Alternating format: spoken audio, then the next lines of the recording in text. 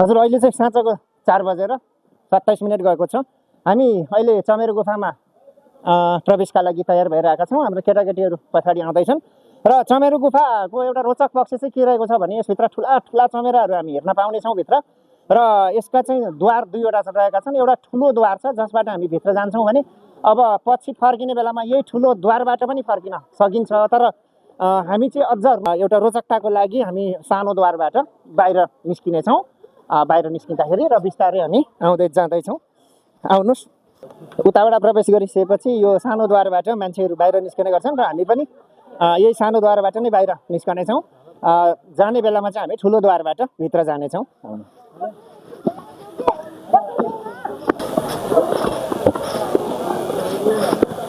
अब यहीँनिरबाट हामी चमेरो गुफा प्रवेश गर्नेछौँ। यहाँ ठुलो द्वार छ, ठुलो गुफा छ। भित्र चाहिँ अब अँध्यारो हुने भएको कारणले गर्दाखेरि हामीले यहाँ लाइट पनि बोकेका छौँ।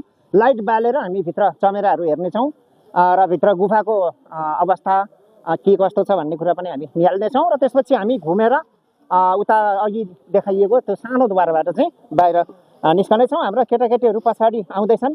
हामी भने अलि अगाडि नै प्रवेश गर्ने तर्खर गरिरहेका छौँ। र यो चमेरो गुफा एउटा जैविक विविधताको एउटा नमुना पनि हो। यहाँ प्रवेशद्वार आइसकेको छ, एकदम रोचक छ। हेर्नुहोस्, हेर्दाखेरि अँध्यारो देखिन्छ है। यो चाहिँ ठुलो द्वार हो। यहाँबाट हामी भित्र जाँदैछौँ र अब यहाँ बत्ती बाल्नुपर्ने हुन्छ।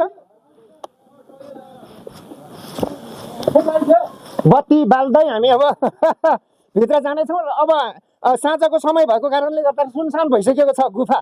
ठिक छ, अब सुनसान अवस्थामा नै हामी हेर्नेछौँ। तर हाम्रा केटाकेटीहरू यति बेलासम्म अझै पनि आइपुगेका छैनन्। र यहाँबाट चाहिँ अब गुफा को अँध्यारो भाग सुरु हुँदैछ र रोचक छ। यो पोखरा महानगरपालिकाभित्र नै रहेको गुफा हो।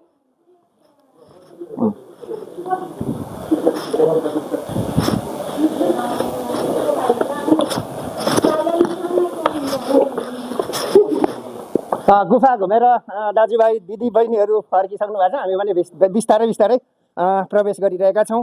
र भित्र यो अँध्यारो अँध्यारो द्वार छ। यहाँ अब द्वार मसिनो हुँदैछ है, साङ्ग्रो साङ्ग्रो हुँदैछ। टाउको ठुकिन्छ, बिस्तारै निहुरेर जानु होला। र मनोज भाइ, अब हामी अप्ठ्यारो ठाउँमा आइरहेका छौँ होइन। अब अलि ओह्रालो ओह्रालो छ बाटो, अलि होस गरेर आउनु होला है।